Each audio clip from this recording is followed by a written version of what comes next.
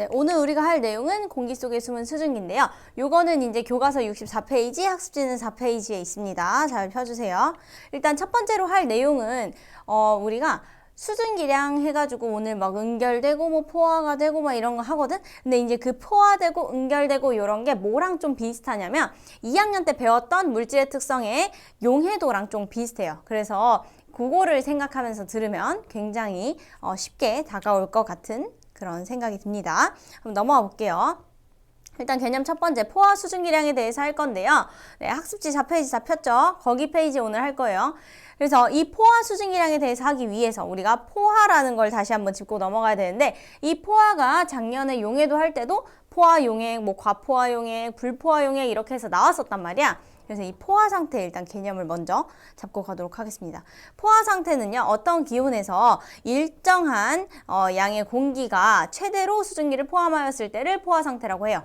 그리고 여기에 이제 증발량과 응결량이 같다고 나와 있는데 이건 이제 무슨 소리냐면 증발하는 게 얘들아 기화가 되는 거지. 액체 표면에서 액체가 기체가 되는 현상이 증발이죠.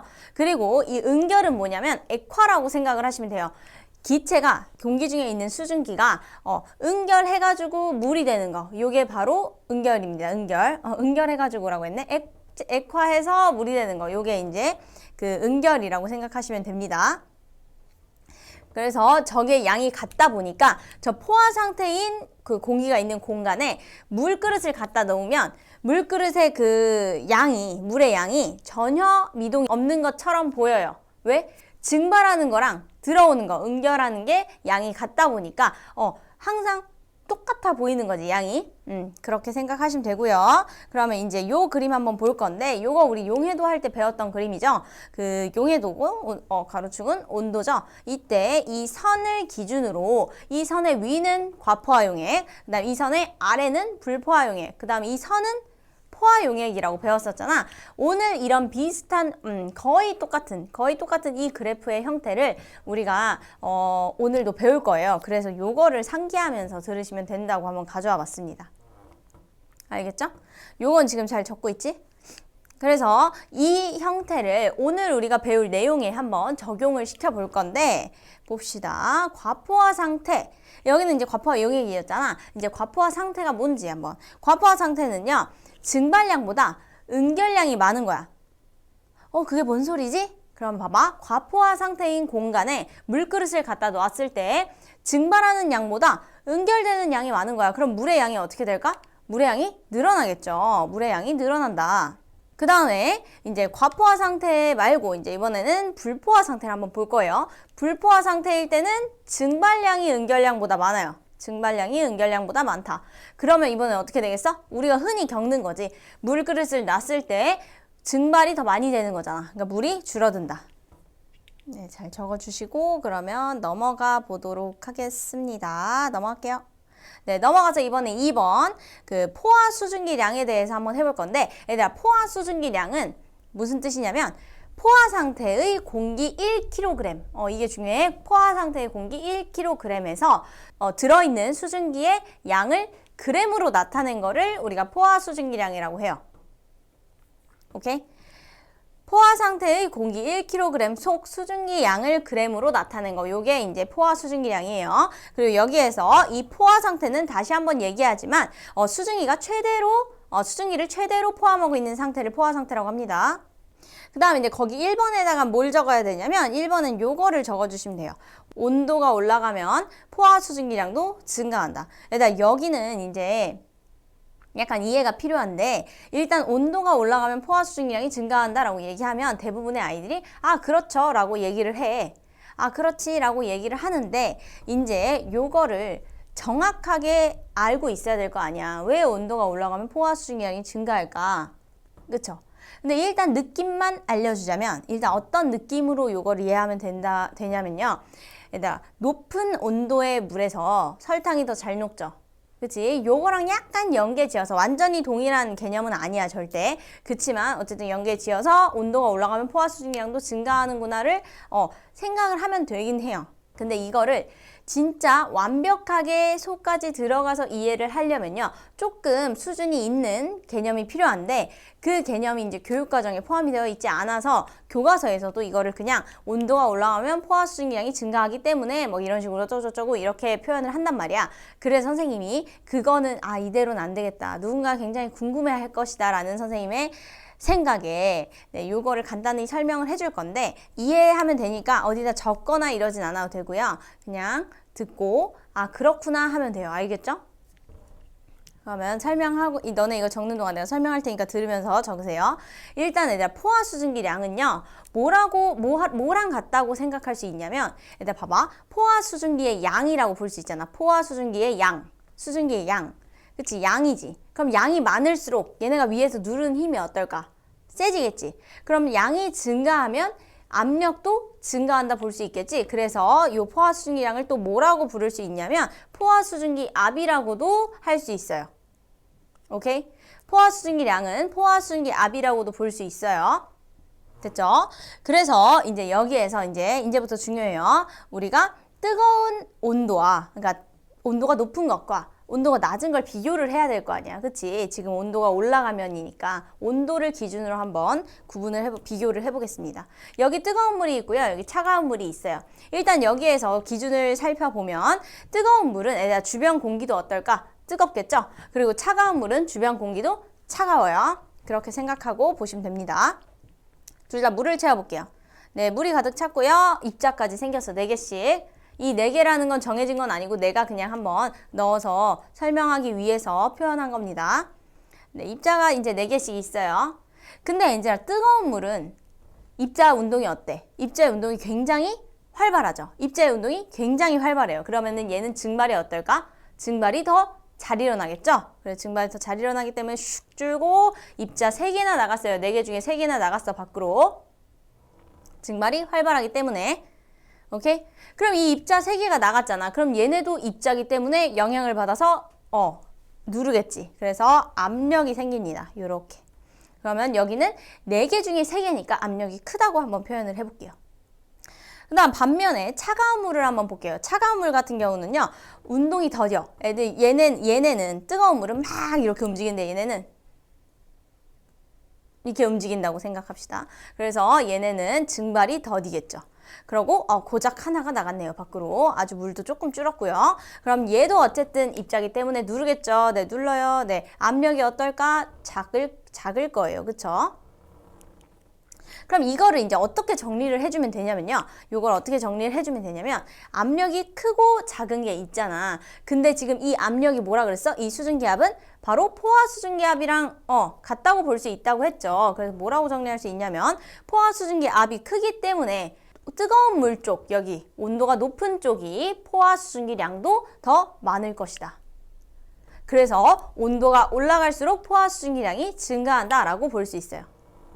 최대한 축소하고 축소해서 너네가 이해할 수 있을 정도로 한번 설명을 해봤는데 혹시 이해가 안 가거나 뭐 그런 게 있으면 구글 퀴즈 구글 가서 이따 돌발 퀴즈 제출할 때 밑에 뭐 질문이나 뭐 이런 거 있잖아. 거기에다 적어주시기 바랍니다. 넘어가서 이제 포화 수증기량 곡선을 한번 보도록 할게요. 그럼 그래프를 그려야겠죠. 그래프 나오시고 가로축은 온도, 그 다음에 세로축은 포화 수증기량이에요. 그래서 그래프를 한번 그려볼게요. 선까지. 점도 찍어볼게. 네, A, B, C, D 이렇게 찍었고요. 이 A, B, C, D가 이렇게 있잖아. 그치? 이때 우리가 문제를 3개를 풀어볼 건데 거기에 1, 2, 3 순서로 있는데 우리는 1, 3, 2 순서로 풀어볼게요. 일단 1번 먼저 포화 상태인 경우가 어떤 게 있냐라는 거죠. A, B, C, D 중에 포화 상태인 것은? 하고 물어봤어. 그러면 이 중에 포화 상태인 건 어디일까 얘들아? 대답해봐. 좋아. 감사합니다. 네, 포화 상태인 거는 바로 BCD죠. 네. 요렇게 순서대로 쓴 거예요. DBC. 네, 오케이. 좋아요. 네, 맞습니다. 바로 BCD죠. 네, 선 위에 있어야 포화 상태니까 BCD가 바로 포화 상태고요. 그 다음에 2번 볼게요. 3번 먼저 본다 했지. 3번은요. 점 B에서 온도가 10도씨로 내려갔을 때 수증기는 어떻게 될까라는 게 3번입니다. B에서 온도가 10도씨로 내려간대. B에서 온도가 지금 30도잖아. 근데 10도씨로 내려갈 거래. 그래서 이렇게 냉각을 시킨다는 거지. 냉각을 시켰어. 그러면 이때 어쨌든 B에서의 현재 수증기량은 몇이야? 네, 현재 수증기량은 30.4예요. 30.4. 그 다음에 이때 이 온도에서 10도씨 온도에서의 포화 온도는 몇이야? 냉각시 포화량 9.4죠? 9.4. 그러면 얘들아 봐봐. 지금 B가 원래 포화 상태였단 말이야. 포화 상태. 여기가 원래 포화 상태였어. 근데 냉각을 시켰더니 어떻게 될까 이제? 과포화 상태가 된 거죠. 과포화 상태면 내가 뭐라 그랬어? 응결이 돼야 되잖아. 응결량이 증발량보다 많기 때문에 결국에 응결량이 생기겠죠. 그치? 그럼 얼만큼 응결이 될까? 냉각시 포화 상태까지는 남고 그만큼까지는 그래 너까지는 있어 하고 그 이후 이만큼은 요만큼은 응결이 되겠죠. 네, 우리 그때 석출이랑 거의 비슷하지? 네, 요만큼이 응결이 되는 거죠. 좋아 준우. 30.4에서 9.4를 빼서 21g이 되는 거죠. 네, 요거 잘 체크해 주시고요. 이제 넘어가서 2번 보겠습니다. 2번은요, 문제가 뭐냐면, 이제 A에서 포화 상태가 되기 위한 조건이야. 얘들 이것도 뭔가 배웠던 것 같아. 그지? 네, 한번 생각해 볼게. A가 봐봐. A가 여기지. A가 여기인데, 얘가 포화 상태가 되기 위한 방법인데요. 근데 여기에서 온도가 어때야 돼? 일정해야 된대. 온도가 일정한 경우. 그러면 봐봐. 온도가 여기 30도잖아, 지금 A가. 여기에서 올라가거나 내려가지 않아야 된다는 소리죠. 여기에서 온도가 올라가거나 내려가지 않아야 돼요. 그럼 어떻게 돼야 될까? 그치? 온도가 일정해야 돼, 원체야, 근데. 그치? 그러면 봐봐. 여기에서 이렇게 올라가는 방법밖에 없겠지. 위로밖에 못 가. 너네 선행학습했니? 우리 이쁜이들? 그쵸? 네, 내가 여기다 13g이라 했는데 정확히 13.1g이 맞아요. 내가 0.1g을 0.1g도 무시하면 안 되는데 네, 0.1g을 모르고 빼먹어가지고 13.1g을 넣는다가 맞습니다. 네, 그러면 넘어가서 이제 보겠습니다. 이슬점 볼게요. 이슬점. 네, 이슬점 보겠습니다. 이슬점을 하기 위해서는 이슬점의 정의를 또 알아야겠죠. 이슬점의 정의는요, 응결이 되기 시작하는 온도를 이슬점이라고 해요. 응결되기 시작하는 온도. 그러면 이 응결되기 시작하는 온도에 대해서 알아보기 위해선 응결을 알아야겠지. 그래서 수증기 응결에 대해서 볼 건데 이 응결은 내가 아까 말했듯이 액화예요. 액화. 그래서 이 액화는요. 일단 첫 번째 김 있고요. 안경에 김설 있는 거. 혹은 차가운 컵에 컵에다가 차가운 물 따라 놓은 다음 밖에 내놓으면 주변에 김설이잖아. 그치? 뭔지 알죠? 그 다음 두 번째 이슬. 이슬은 새벽에 생기는 그 작고 영롱한 그 이슬이요. 그 다음에 세 번째는 안개죠. 네, 일교차가 심한 날 아침에 오전에 끼는 거. 안개. 그래서 요 세 개는 다 공통점이 뭐냐면 이슬점 아래로 내려갔을 때 발생하는 것들이죠. 그렇죠? 이슬점 아래로 내려가야 발생하는 현상들이에요. 김설 있는 걸로 예를 들어주자면 이제 내가 컵이 있어. 한여름에 컵을 내려놓고 차가운 냉장고에서 갓 꺼낸 차가운 물을 거기다 따랐어. 그러면 컵 주변에 어떻게 돼? 뿌옇게 물방울이 막 맺혀. 그게 바로 응결이 된 거잖아. 안에서 컵을 뚫고 밖으로 물이 샌 게 아니죠. 그치? 주변에 있던 수증기가 원래 더운 공기였는데 갑자기 이 컵이 오면서 온도가 확 내려간 거야. 얼만큼? 이슬점 아래로. 그래서 응결이 돼가지고 물방울이 맺힌 거지. 네, 그렇게 이해를 하시면 되겠습니다. 이 세 가지 모두 그런 원리예요. 그럼 이제 이슬점 비교만 하면 됩니다. 네, 그러면 그래프를 그리겠습니다. 그리고 가로축은 온도, 세로축은 수증기 양 이렇게. 5분 남았어. 이런. 너네 조용히 하고 있어. 그러면 이제 이 수증기 양 한번 그려보겠습니다. 그래프 나오시고요. 네, 이렇게 점도 찍고요. A, B, C만 있으면 돼요. 여기서 1, 2, 3, 4, 5번을 볼 건데 뭐 내용이 어렵진 않아서 얼른 볼게요. 일단 1번은요. A, B, C의 실제 수증기 양을 비교해라 라고 되어 있어. 일단 A랑 C는 봐봐. 이렇게 쭉 오면은 몇이야? 17.3이야. 그럼 둘의 수증기량이 어떤 거야? 같은 거죠. 반면에 B는요. 이렇게 쭉 오면은 뭐 숫자는 안 써 있지만 어쨌든 얘네보다 위에 있죠. 그래서 어떻게? 네, B가 A랑 C보다 크고요. A랑 C는 같다. 그 다음에 2번 보겠습니다. 2번은요, 뭐냐면, 네, A의 이슬점은 몇 도씨일까? 라고 물어봤단 말이야. 그럼 A는 얘들아, 과포화 용액이 되는 순간, 그러니까 포화에서 과포화가 되는 순간 바로 응결이 되기 시작할 거 아니야. 그치? 그래서 A는 여긴데, 네, 얘가 냉각이 되다가 여기보다 더 내려가면 응결이 된다고. 이 점을 기준으로 더 내려가면 응결이 바로 돼요. 그치? 그래서 이 점을 뭐라고 하냐면 바로 이슬점이라고 하는 거죠. 그래서 온도는 20도. 오케이? 그 다음에 3번 보겠습니다. 3번은요. 이번에는 C의 이슬점을 물어볼 거야. C의 이슬점. C는 여기 지금 분홍색 점 있지? 여기야, 여기. 여긴데 얘를 이제 또 냉각을 시켜볼게요. 이렇게 냉각을 시키면 네, 여기 얘도 이 C도 마찬가지로 여기가 포화점이니까 요거보다 내려가기 시작하면 응결되는 거야. 그래서 이 점이 바로 이렇게 따라 내려가면 여기가 바로 이슬점인 거죠. 20도. 그치, 잘했어. 그래서 A랑 C의 이슬점은 어때요? A랑 C의 수증기량이 같았는데 이슬점도 같죠? 그치? 잘했어. 그치? 그럼 뭔가 수증기량과 이슬점이 관계가 있을 것 같은 그런 느낌적인 느낌이 들죠? 그 다음에 4번을 보겠습니다. 4번. A, B, C의 이슬점을 비교하라는 거야. A, B, C의 이슬점을 비교하라. 근데 이제 여기서 이제 우리는 A랑 C의 온도는 알았어. 이슬점 온도는 몇 도냐면 20도씨죠. 근데 이제 B만 알면 돼요. 그럼 B로 한번 가볼게요. 여기죠. 얘도 이슬점을 알려면 이쪽으로 쭉 내려오다 삐빅 여기에 딱 그 포화가 되는 지점이잖아. 요거보다 더 내려가기 시작하면 응결이 되기 시작하겠지. 그럼 요렇게 와서 네, 바로 내려가 이렇게 여기가 바로 이슬점일 거야. 근데 여기에 지금 그치 원체 맞아. 여기가 지금 정확히 안 적혀 있잖아. 그래서 몇 도씨 정도 될까? 한 27도, 한 27.5도 뭐 이 정도 되겠죠. 여기가. 네, 그쵸. 25도는 아니지. 25도보단 크지. 그치. 맞아요.